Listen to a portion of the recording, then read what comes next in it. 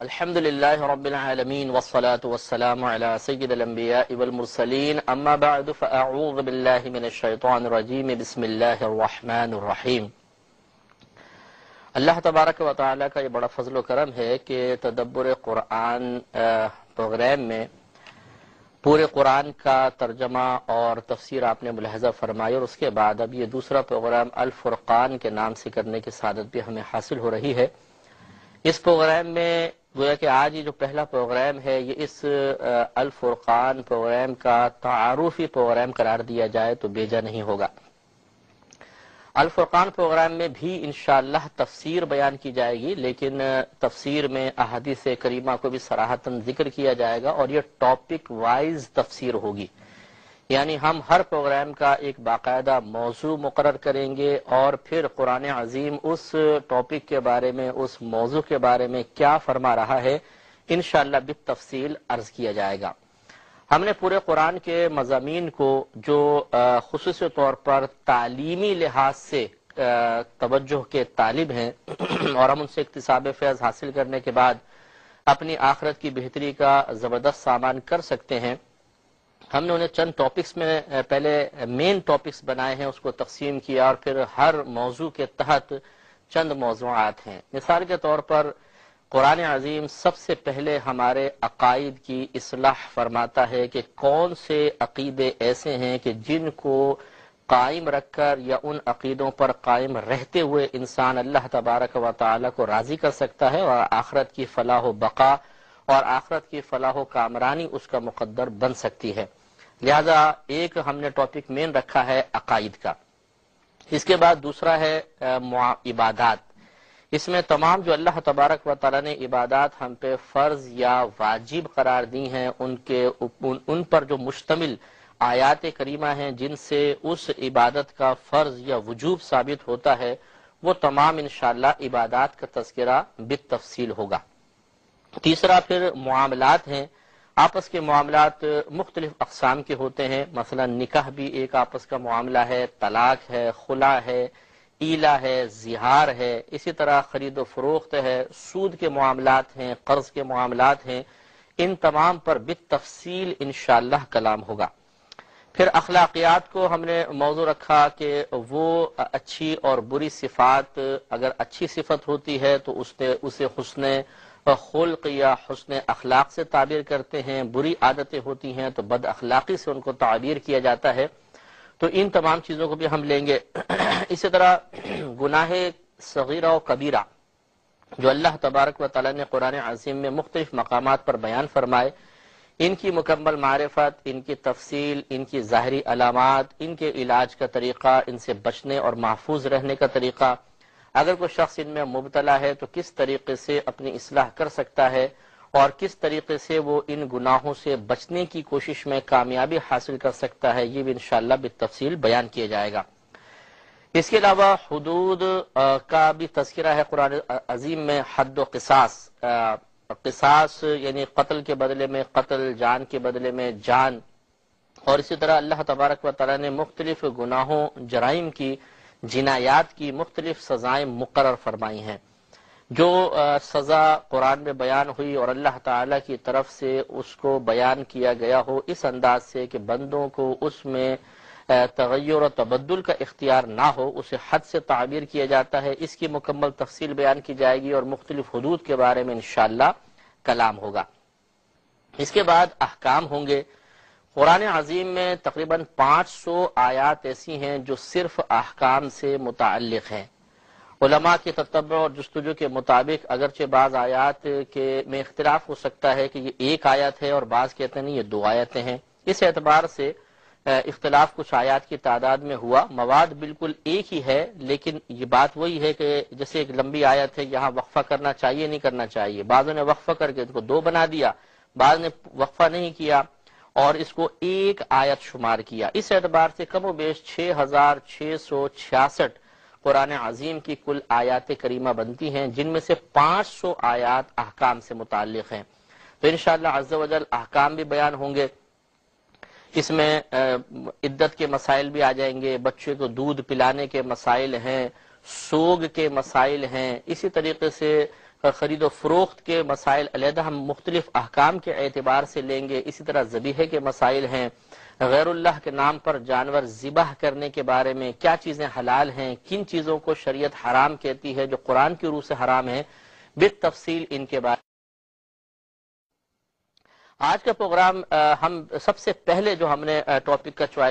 کو چوائس کیا ہے اور وہ عقائد کے بارے میں ہے. عقائد عقیدے کی جمع ہے. عقیدے کے بارے میں تھوڑا سا ہم کلام کریں گے اور اس کے ضمن میں جو ٹاپک ہیں انشاءاللہ وہ اب بالترتیب آگے بیان ہوں گے. ان میں سب سے پہلے اللہ تبارک و تعالی کی ذات و صفات کے بارے میں کیا عقیدہ مسلمان کو رکھنا چاہیے، اس پر کچھ پروگرامز ہوں گے. اس کے بعد توحید اور شرک ہے،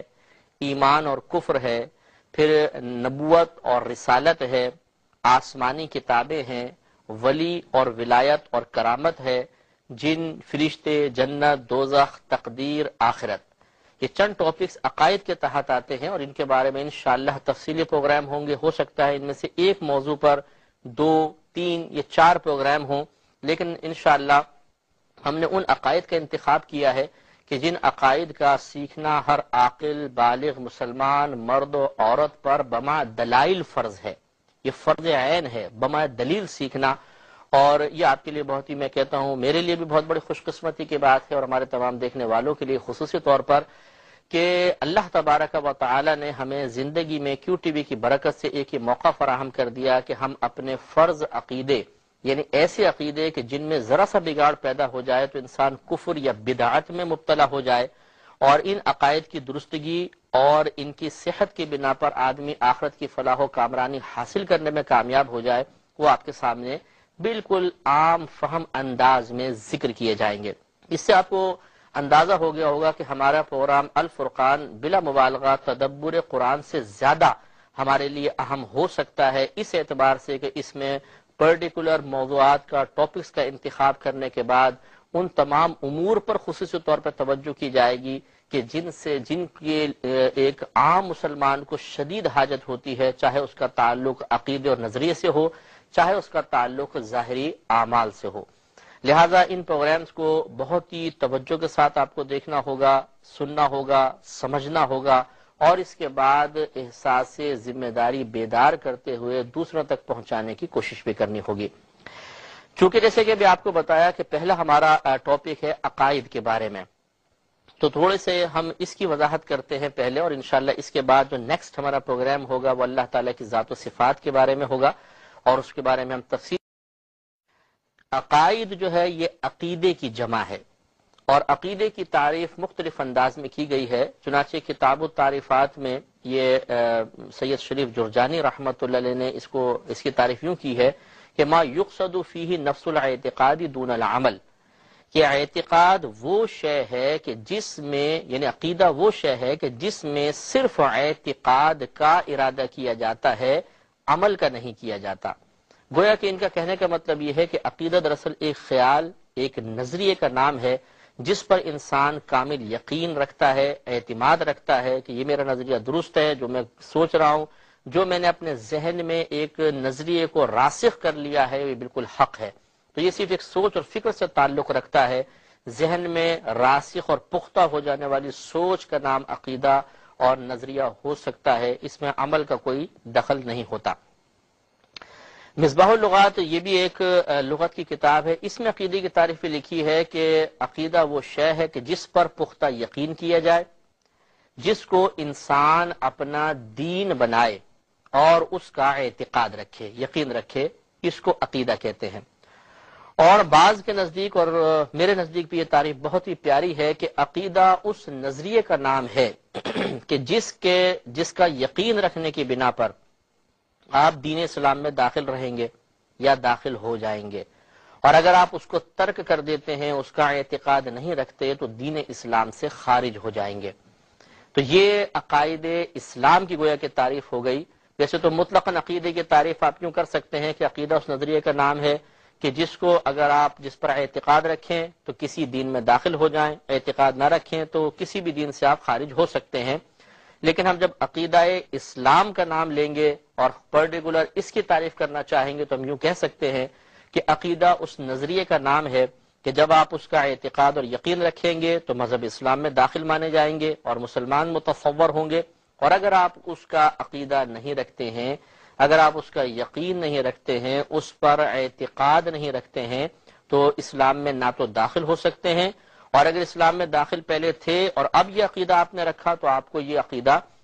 یا اعتقاد و یقین اسلام سے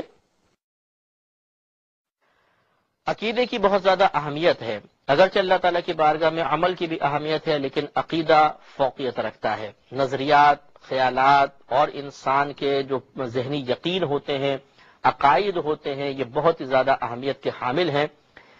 اللہ تعالیٰ قرآن عظیم میں ارشاد فرماتا ہے کہ وَالْعَصْرِ إِنَّ الْإِنسَانَ لَفِي خُسْرٍ، زمانے کی قسم بے شک انسان ضرور خسارے میں ہے۔ تمام انسانوں کو خسارے میں قرار دیا، لیکن اس کے بعد ارشاد فرمایا إِلَّا الَّذِينَ آمَنُوا، مگر وہ جو ایمان لائے، وَعَمِلُوا الصَّالِحَاتِ، اور انہوں نے نیک اعمال کیے، وَتَوَاصَوْا بِالْحَقِّ وَتَوَاصَوْا بِالصَّبْرِ، اور انہوں نے آپس میں صبر اور حق کی تلقین کی۔ تو معلوم یہ ہوا کہ اللہ تبارک و تعالی نے تمام انسانوں کو خسارے میں مبتلا کرنے کی یا ہونے کی خبر دینے کے بعد جن امور کا تذکرہ فرمایا کہ اگر ان چیزوں کو انسان اختیار کر لے تو خسارے سے باہر ہو سکتا ہے، ان میں سب سے پہلا ہے الا الذین آمنوا، مگر وہ لوگ جو ایمان لائے۔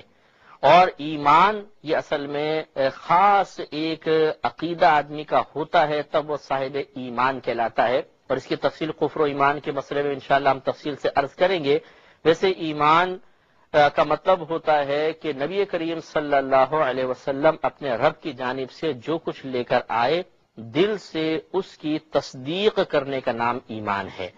تو گویا کہ جو کچھ نبی کریم لے کر آئے اگر آپ اس پر اعتقاد و یقین رکھتے ہیں، دل سے اس کی تصدیق کرتے ہیں تو ایمان ہوا، اور ایمان لانے میں عمل کا کوئی دخل نہیں ہوتا، یعنی ایمان اصل میں قلبی کیفیت کا نام ہے، ایک قلبی یقین کا نام ہے۔ ہاں یہ الگ بات ہے کہ پھر جب آپ کلمہ پڑھتے ہیں تو آپ مسلمان بھی کہلاتے ہیں، کیونکہ زبان سے اپنے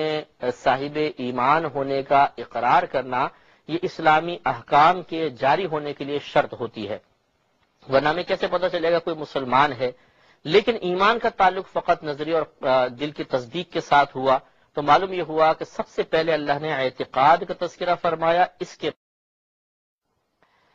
اور یہی اعتقاد کی درستگی کس طرح انسان کو فائدہ پہنچائے گی۔ اللہ تعالیٰ نے ارشاد فرمایا کہ والذین آمنوا وعملوا الصالحات، اور وہ لوگ جو ایمان لائے اور انہوں نے نیک اعمال کیے، سندخلہم جنات تجری من تحتها الانہار خالدین فیہا، ان قریب ہم انہیں ایسے باغات میں داخل کریں گے کہ جن کے نیچے سے نہریں بہتی ہیں، وہ اس میں ہمیشہ رہیں گے۔ خالدین فیہا ابدا،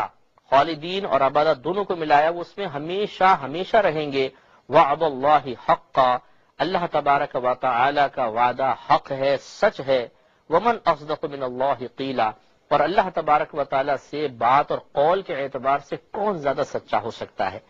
سورہ نساء کی آیت نمبر 122 ہے، اور اس میں اللہ تبارک و تعالی نے کوئی یوں بیان فرمایا کہ جن کے عقائد درست ہوں گے، جن کے عقائد اللہ تعالی کی مرضی کے موافق ہوں گے، وہ آخرت میں۔ اس کے برعکس قرآن عظیم ثابت کرتا ہے کہ اگر کوئی شخص انبیاء علیہ السلام کو بھی تسلیم کرتا ہو، آسمانی کتابوں کو بھی تسلیم کرتا ہو، لیکن اس کے عقائد ناقص ہوں، تمام ان عقائد پر وہ ایمان لے کر نہیں آئے جن کو اللہ تبارک و تعالی نے اپنے حبیب کریم صلی اللہ علیہ وسلم کے ذریعے اس امت تک پہنچایا، وہ کبھی بھی جنت میں داخل نہیں ہو سکتا۔ چنانچہ یہود و نصارہ اور مشرکین کے جہنم میں داخلے کے بارے میں کلام کرتے ہوئے اللہ تعالی نے ارشاد فرمایا، اور آپ توجہ اسی طرف رکھیے گا کہ ذرا سی عقیدے کی خرابی کی بنا پر یہ گروہ جو ہیں وہ جہنم میں جائیں گے۔ اللہ تعالی ارشاد فرماتا ہے سورہ بقرہ آیت نمبر 161 اور 162 میں کہ ان الذین کفروا، بے شک وہ لوگ جو کافر ہوئے، وماتوا، اور وہ مر گئے، وہم کفار، اس حال میں کہ وہ کافر تھے، اولئک علیہم لعنۃ اللہ والملائکۃ والناس اجمعین، یہ وہ لوگ ہیں کہ جن پر اللہ تبارک و تعالی اور فرشتوں اور تمام لوگوں کی لعنت ہے۔ خالدین فیہا، وہ اس جہنم میں ہمیشہ ہمیشہ رہیں گے۔ لا یخفف عنہم العذاب، ان سے عذاب میں کوئی تخفیف نہیں کی جائے گی۔ ولا ہم ینظرون، اور نہ وہ مہلت دیے جائیں گے۔ معلوم یہ ہوا کہ عمل تو یہود و نصارہ اور مشرکین بھی کرتے تھے، اچھے عمل اب بھی کرتے ہیں، لیکن ایک نظریے کی خرابی کی بنا پر، ایک عقیدے کی خرابی کی بنا پر یہ ہمیشہ ہمیشہ جہنم میں رہیں گے جب تک کہ ایمان لے کر۔ مزید اللہ تبارک و تعالی ان کے بارے میں ارشاد فرماتا ہے، یہ سورہ البینہ آیت نمبر 6 اور 7 آپ کی خدمت میں عرض کر رہا ہوں کہ ان الذین کفروا من اہل الکتاب والمشرکین، کہ بے شک وہ لوگ جو کافر ہوئے اہل کتاب میں سے اور مشرکین میں سے، فی ناری جہنما، وہ جہنم کی آگ میں ہیں، خالدین فیہا، وہ اس میں ہمیشہ رہنے والے ہیں، اولئک ہم شر البریہ، یہی وہ لوگ ہیں جو مخلوق میں سب سے بدتر ہیں۔ ان الذین آمنوا، بے شک وہ جو ایمان لائے، وعملوا الصالحات، اور انہوں نے نیک اعمال کیے، اولئک ہم خیر البریہ، یہ لوگ مخلوق میں سب سے بہتر ہیں۔ تو معلوم یہ ہوا کہ دیکھیں نظریے کی تبدیلی کی بنا پر، ایک جگہ نظریہ خراب، عقیدہ خراب، ہمیشہ ہمیشہ جہنم، اس کے مقابلے میں عقیدہ درست، ہمیشہ ہمیشہ کی جنت۔ اگرچہ عمل میں دونوں برابر ہوں، لیکن عقیدے کی خرابی کی بنا پر ایک جہنم میں ہمیشہ رہے گا اور ایک جنت میں داخلے۔ اور مسلم شریف میں باب وجوب الایمان برسالۃ 3 میں صفحہ نمبر 365 ہے، نبی کریم صلی اللہ علیہ وسلم کی حدیث کریمہ نقل کی گئی۔ حضرت ابو ہریرہ رضی اللہ تعالی عنہ اس کے راوی ہیں، نبی کریم صلی اللہ علیہ وسلم نے بھی اس قرآنی مضمون کو اپنے ان الفاظ میں بیان فرمایا کہ والذی نفس محمد بیدہ، اس ذات کی قسم جس کے قبضہ قدرت میں مجھ محمد صلی اللہ علیہ وسلم کی جان ہے، لا يسمع بی احد من هذه الامت یہودی ولا نصرانی، کہ میری اس امت کا کوئی بھی یہودی یا نصرانی جو میرے بارے میں سن لے، ثم یموت، پھر وہ مر جائے، ولم یؤمن، اس حال میں کہ مجھ پر ایمان لے کر نہیں آیا، یعنی ایمان نہ لایا، بالذی، اس کے ساتھ جو ارسلت بہ، کہ جس کے ساتھ اللہ تبارک و تعالی نے مجھے بھیجا ہے، الا کان من اصحاب النار، مگر وہ دوزخیوں میں سے ہوگا۔ تو معلوم ہوا کہ خود نبی کریم نے قسم کھا کے ارشاد فرمایا کہ کوئی یہودی یا عیسائی میں سے جنت میں اس وقت تک نہیں جا سکتا جب تک وہ نبی کریم صلی اللہ علیہ وسلم پر ایمان نہ لائے، یعنی اپنے عقیدے کو درست۔ زمانہ نبوی صلی اللہ علیہ وسلم میں کچھ لوگ تھے جو باقاعدہ کلمہ پڑھتے تھے، ایمان لانے کی انہوں نے ظاہری طور پر سعادت کو حاصل کیا، وہ نمازیں پڑھتے تھے، روزے رکھتے تھے، جہاد میں مسلمانوں کے ساتھ جاتے تھے، لیکن دل سے نبی کریم صلی اللہ علیہ وسلم پر ایمان نہیں لائے تھے،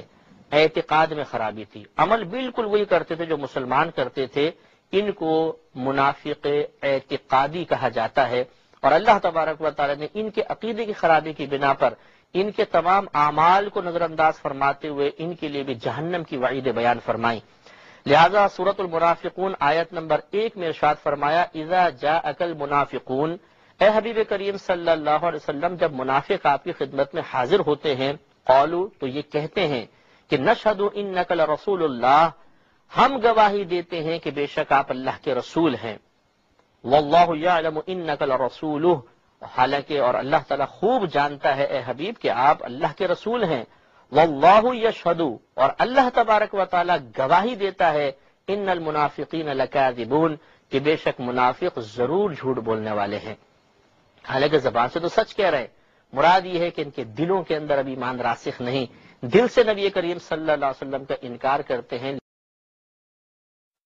جیسے کہ ہم نے پچھلے پروگرام میں عرض کیا تھا کہ ہم سب سے پہلے مین ٹاپک عقائد کو لیں گے، اور اس میں وہ تمام عقیدے ذکر کیے جائیں گے کہ جن کا تعلق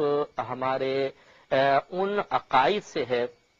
کہ اگر ہم ان کے اوپر اعتقاد رکھیں تو دین اسلام میں داخل رہیں گے، اگر خدا نخواستہ ان میں خرابی پیدا ہوئی تو ہم یا تو کافر کہلائیں گے اور یا بدعتی کہلائیں گے۔ اس لیے ضروری ہے کہ بہت توجہ کے ساتھ ان تمام ٹاپکس کو ملاحظہ کیا جائے، اور میں پہلے وضاحت پچھلے پروگرام میں کر چکا ہوں کہ جب ہم عقائد کا بیان شروع کریں گے، پچھلی دفعہ ہم نے عقیدے کے بارے میں، نفس عقیدے کے بارے میں بتایا تھا کہ عقیدہ کسے کہتے ہیں اور اس کی کیا اہمیت ہے، اور اہمیت عقیدہ بھی چل رہی تھی، اور انشاءاللہ اس پہ ہم کلام ضرور کریں گے، لیکن پہلے میں آپ کی خدمت میں پھر ایک دفعہ نئے دیکھنے والوں کے لیے عرض کر دیتا ہوں کہ ہم اس میں بالترتیب ان عقائد کو لیں گے کہ جن عقائد کا سیکھنا ہر عاقل بالغ مسلمان مرد و عورت پہ فرض ہے، اور اگر ان عقیدوں میں کچھ بھی خرابی ہوئی، دائرہ اسلام سے آدمی یا تو خارج ہو جاتا ہے یا بدعتی کہلاتا ہے، اور اگر یہ عقائد بالکل درست ہوئے تو انشاءاللہ وہ صاحب ایمان اور مسلمان ہوگا، اور ان عقائد پر اگر قائم رہا، پھر اگر خدا نخواستہ عمل میں کوئی کمی اور کوتاہی بھی ہوئی، وہ جنت میں ضرور جائے گا۔ اس قدر یہ اہم عقیدے ہیں جن کے بارے میں تفصیلی کلام کرنا، اس کو سمجھنا، اس کو سننا، اس کو جاننا، محفوظ رکھنا، اور پھر اپنے ذہن میں راسخ کرنے کے لیے اور دوسرے مسلمان بھائیوں کے ایمان کی حفاظت کی خاطر انہیں ان تک پہنچانا، یہ ہم سب کے لیے لازم اور ضروری ہے۔ تو پچھلے پروگرام میں عقیدے کی وضاحت کی تھی، اور اس کا خلاصہ یہ تھا کہ عقیدہ دراصل ایک نظریے کا نام ہوتا ہے، ایک ذہن میں موجود پختہ سوچ کا نام ہوتا ہے، ایک ایسے خیال کا نام ہوتا ہے جس پر انسان کامل یقین اور اعتقاد رکھتا ہے، اور وہ یقین وہ ایسی شے ہوتی ہے عقیدہ کہ اگر ہم اس کا یقین اور اعتقاد رکھیں گے تو وہ ہمیں دین اسلام میں داخل رکھے گی، اگر ہم اس کا اعتقاد نہیں رکھیں گے تو وہ دین اسلام سے خارج کر دے گی۔ یعنی عقیدہ اسلام کی تعریف آپ کو کہ سمجھ لیں، لیکن بعض عقیدے ایسے ہوں گے جن کا آپ یقین رکھیں گے تو دین اسلام سے خارج ہو جائیں گے، اور اگر عقیدہ نہیں رکھیں گے اس کا تو دین اسلام میں داخل ہو جائیں گے۔ تو خلاصہ کلام یہ ہے کہ ہم اگر ان عقیدوں کو سیکھ لیں کہ جن عقیدوں کا سیکھنا اور پھر ان پر اعتقاد رکھنا ہمیں اسلام میں داخل کرتا ہے، تو یقیناً ہم ان تمام عقائد سے محفوظ ہو جائیں گے جو ہمیں دائرہ اسلام سے باہر کر دیتے ہیں۔ تو عقیدے کی تعریف کرنے کے بعد ہم نے اس کی اہمیت کا بیان کیا تھا کہ عقیدہ ہی وہ چیز ہے کہ جو ایک شخص کو مسلمان کہلوا دیتا ہے اور دوسرے کو کافر کہلوا دیتا ہے، تیسرے کو منافق کہلوا دیتا ہے۔ اسی عقیدے کی بنا پر کوئی یہودی کہلاتا ہے، کوئی نصرانی کہلاتا ہے اور کوئی مجوسی کہلاتا ہے۔ عقیدہ بہت ہی امپورٹنٹ چیز ہے، اور ہماری آخرت کی فلاح و بقا اور کامرانی کے لیے اس کو بنیادی حیثیت حاصل ہے۔ اگر یہ صحیح نہیں ہے، کبھی بھی انسان جنت میں داخل نہیں ہو سکتا، اپنے رب کو راضی نہیں کر سکتا، آخرت کی فلاح و کامرانی حاصل نہیں کر سکتا، اور اگر یہ درست ہے تو اللہ بھی راضی ہوگا انشاءاللہ، اس کے محبوب صلی اللہ علیہ وسلم بھی راضی ہوں گے، دنیا میں بھی راحت ہے، آخرت میں بھی راحت ہے، اور انشاءاللہ پھر ہمیشہ ہمیشہ کے لیے جنت میں داخلہ ہے۔ اسی کو پروف کرتے ہوئے ہم نے پچھلے پروگرام میں آپ کی خدمت میں پہلے ان آیات کریمہ کو بیان کیا جس میں صحیح عقیدے والوں کے لیے ایمان کے لیے انعامات کا تذکرہ تھا، اور پھر ان گروہوں کا تذکرہ شروع ہوا تھا کہ جو صحیح عقائد نہ رکھنے کی بنا پر باوجود کثرت نیک اعمال کے ہمیشہ ہمیشہ جہنم میں جائیں گے۔ غیر مسلم چاہے وہ یہودی ہو، چاہے وہ نصرانی ہو، چاہے وہ مجوسی ہو، نیک عمل وہ بھی کرتا ہے، اچھی عادات اس میں بھی ہوتی ہیں، بہترین خصوصیات و صفات اس میں بھی ہوتی ہیں، لیکن اس کے باوجود اگر کوئی شخص جہنم میں جا رہا ہے تو اس کا دخول جہنم یہ ثابت کر رہا ہے کہ اللہ تعالیٰ کی بارگاہ میں عمل سے پہلے عقیدے کی اہمیت ہوتی ہے۔ اگر عقیدہ درست ہے تو اعمال مقبول، اگر عقیدہ درست نہیں تو پھر کوئی بھی عمل بالکل قابل قبول نہیں ہوگا۔ اس کو ایک مثال سے میں سمجھانے کی کوشش کرتا ہوں کہ آپ نے ایک فیکٹری جوائن کی،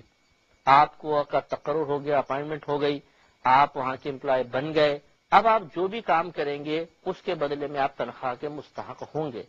لیکن ایک شخص ایسا ہے جس کی اپائنٹمنٹ نہیں ہے، وہ ویسی کسی طرح فیکٹری میں داخل ہوا اور سارا اس نے وہ کام کیا جو آپ بھی کر رہے ہیں،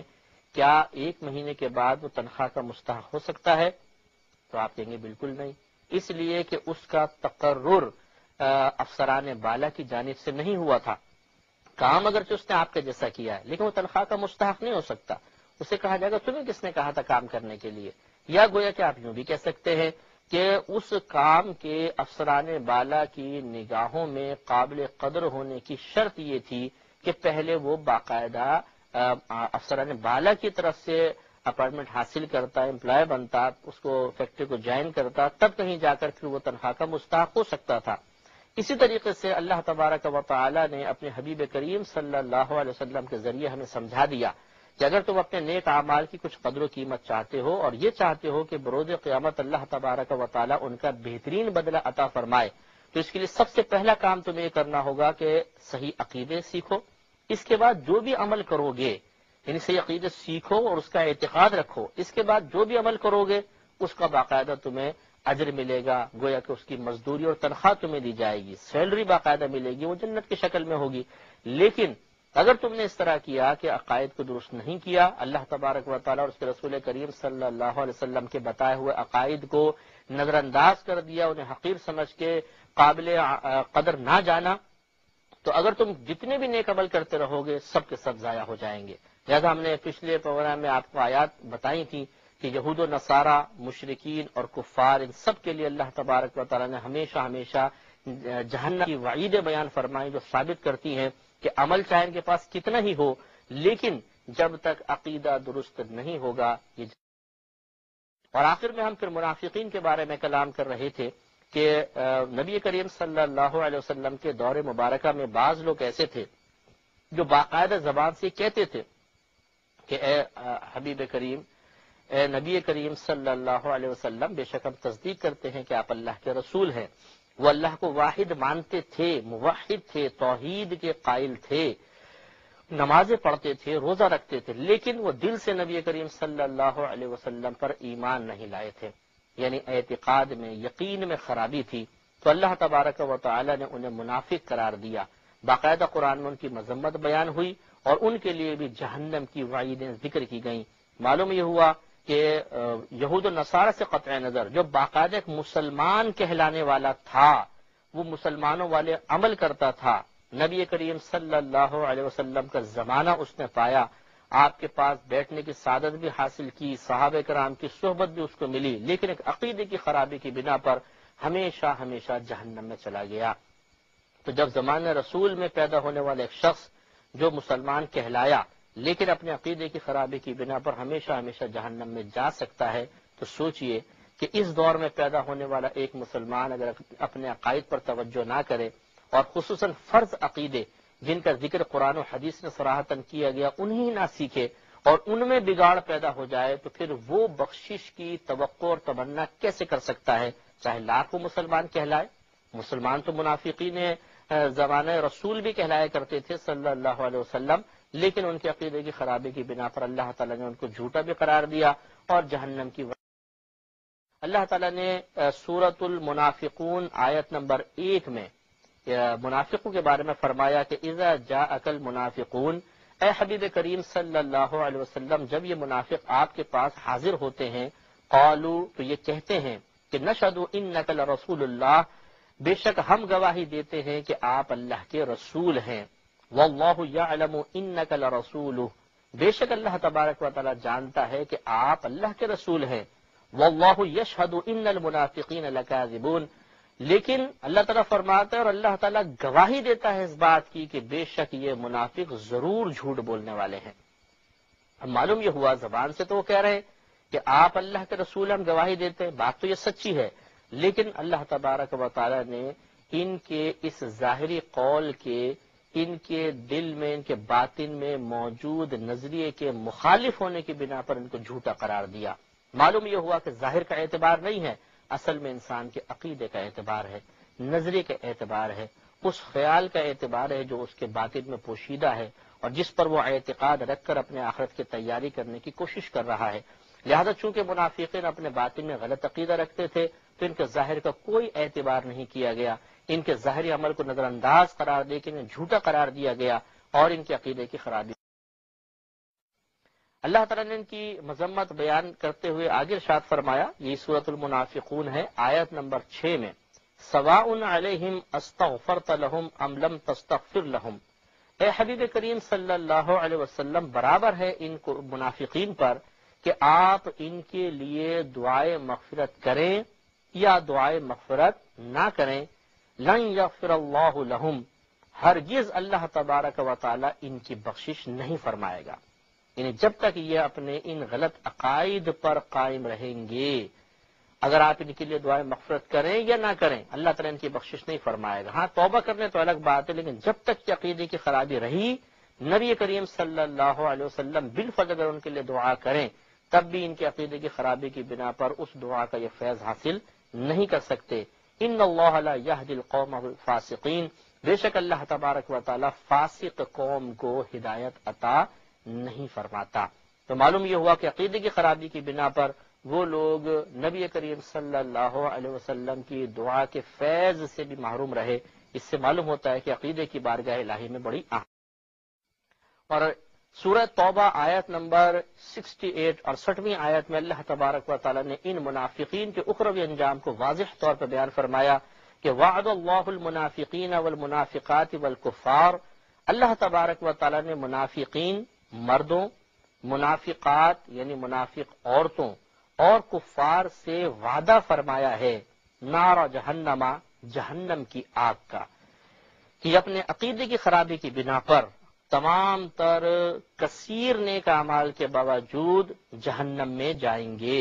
خالدین فیہا، وہ اس میں ہمیشہ ہمیشہ رہیں گے، یہ حسبہم، یہ جہنم ہی انہیں کافی ہے، ولعنہم اللہ، اور ان پر اللہ تبارک و تعالی نے لعنت فرمائی، یعنی ان کو اپنی رحمت سے دور رکھا، ولہم عذاب مقیم، اور ان کے لیے ہمیشہ قائم رہنے والا عذاب ہے۔ تو دیکھیے معلوم یہ ہوا کہ منافقین جو تھے بہت سے نیک عمل کرتے تھے، اور جس میں نے پوری تفصیل سے آپ کو عرض کیا، نمازیں پڑھتے تھے، صدقے کرتے تھے، کھانے کھلاتے تھے، مسجد میں آتے تھے، نبی کریم کے پاس بیٹھتے تھے، بظاہر غور سے سنتے بھی تھے، جہاد میں شرکت بھی ان سے ثابت ہے، لیکن عقیدے کی خرابی کی بنا پر یہ ہمیشہ ہمیشہ ہمیشہ جہنم میں جائیں گے۔ لہذا معلوم ہوا کہ کسی کے نیک اعمال کی کثرت کو دیکھ کر اس کے عقیدے کو نظر انداز کرنا یہ قطعاً غیر مناسب ہوگا۔ نیک عمل اصل نہیں ہے، عقیدہ اصل ہے۔ اگر عقیدے میں خرابی، تمام نیک اعمال برباد، اور اگر نیک اعمال بہت اچھے ہیں لیکن نیک اعمال کم ہیں، کمتر ہیں، لیکن عقیدہ درست ہے، تو اللہ تبارک و تعالیٰ بروز قیامت عفو و درگزر کا معاملہ انشاءاللہ۔ آخر میں اس امت کے خاص طور پر کچھ فرقوں کا نبی کریم صلی اللہ علیہ وسلم نے تذکرہ فرمایا، اور یہ آپ کی غیبی خبروں میں سے ہے کہ اس زمانے میں یہ فرقے نہیں تھے، بعد میں ہمارے وجود میں آنے تھے، لیکن نبی کریم صلی اللہ علیہ وسلم نے ان کو بیان فرما دیا۔ گویا کہ جو بعد میں فرقے آنے والے تھے جن کا تذکرہ یہاں پہ نبی کریم نے فرمایا، وہ یقینی سی بات ہے مسلمان کہلانے والے تھے، نمازیں پڑھیں گے، سب کچھ کریں گے، لیکن عقیدے کی خرابی کی بنا پر نبی کریم نے ان کے لیے وعید بیان فرمائی۔ لہذا ابن عباس رضی اللہ تعالی عنہ سے یہ روایت ہے، ابو داؤد نے اس کو روایت کیا، باب ما جاء فی القدریہ، یعنی قدریہ فرقے کے بارے میں جو کچھ آیا وہ آپ نے یہاں پر نقل فرمایا کہ نبی کریم صلی اللہ علیہ وسلم کا فرمان ہے کہ صنفان من امتی، میری امت میں سے دو گروہ ہیں، لیس لہما فی الاسلام نصیب، ان کے لیے اسلام میں کوئی حصہ نہیں ہے، المرجعۃ والقدریہ، ایک مرجئہ اور دوسرا قدریہ فرقہ۔ اسی مرجئہ فرقے کو جبریہ بھی کہتے ہیں، یاد رکھیے گا، اور ان کا عقیدہ یہ ہے کہ انسان مجبور محض ہے، اس سے کوئی عمل کا صدور نہیں ہوتا، عمل اللہ تعالیٰ کی طرف سے ہی ہوتا ہے۔ اگر آپ انسان کی طرف کسی عمل کی نسبت کرتے بھی ہیں کہ انسان نے مثلا چوری کی، تو وہ اصل میں انسان کی قدرت اختیار سے نہیں ہوا، اللہ تبارک و تعالیٰ نے اس سے کروایا ہے۔ بالکل کہتے ہیں یہ ایسے ہی ہے جیسے ایک چکی کو کوئی شخص چلا رہا ہو، تو آپ نے چکی چل پڑی، حالانکہ چکی تو نہیں چل رہی، اسے ایک شخص چلا رہا ہے، لیکن آپ محاورتاً کہہ دیتے ہیں چکی چل پڑی۔ تو چلنا اصل میں چکی کا عمل نہیں ہے، بلکہ اس شخص کا عمل ہے کہ وہ چکی کو چلا رہا ہے۔ تو ان کا غلط عقیدہ یہ تھا کہ انسان کوئی بھی گناہ نہیں کرتا، کوئی برا عمل نہیں کرتا، یعنی کوئی بھی عمل انسان کا اس میں کوئی قصور نہیں، وہ مجبور محض ہے، اللہ تعالیٰ جو چاہتا ہے اس سے کام کروا دیتا ہے۔ نبی کریم نے فرمایا ان کا اسلام میں کوئی حصہ نہیں۔ اور جو قدریہ فرقہ ہے یہ منکر تقدیر ہوتے تھے، یا ہوں گے، جو تقدیر کا منکر ہو، تقدیر کا انکار کرنے والا ہو، اس کو نبی کریم صلی اللہ علیہ وسلم نے قدریہ بیان فرمایا۔ معلوم یہ ہوا کہ نیک اعمال چاہے کیسے بھی ہوں، بظاہر انسان مسلمان کہلانے والا ہو، لیکن عقیدے کی خرابی کی بنا پر ہم یہ کہہ سکتے ہیں کہ اس کا اسلام میں اور ابن عمر رضی اللہ تعالی عنہ سے مروی ہے، یہ بھی ابو داؤد کی روایت ہے، باب یہی ہے کہ نبی کریم صلی اللہ علیہ وسلم نے ارشاد فرمایا القدریۃ مجوس هذه الامہ، قدریہ فرقے والے میری اس امت کے مجوسی ہیں۔ مجوسی کہتے ہیں آتش پرست کو، تو جیسے آتش پرست برا ہے، ایسے سرکار فرماتے ہیں کہ یہ قدریہ فرقے والے جو ہیں، جو تقدیر کے منکر ہیں، میری امت کے مجوسی ہیں۔ ان مرضوا فلا تعودوہم، اگر یہ مریض ہو جائیں تو تم ان کی عیادت نہ کرو، وَإِن ماتوا، اور اگر یہ مر جائیں فلا تشہدوہم، تو تم ان پر نماز جنازہ نہ پڑھو، معلوم ہوا کہ جس کا عقیدہ خراب ہو اس کا کوئی حق دوسرے مسلمانوں پر نہیں رہتا۔ اللہ تعالی ہمیں عقیدے کی درست کی توفیق عطا فرمائے اور اس پروگرام کے ذریعے اپنے عقیدوں کی اصلاح کرنے کی توفیق عطا فرمائے، آمین۔ وآخر دعوانا ان الحمد للہ۔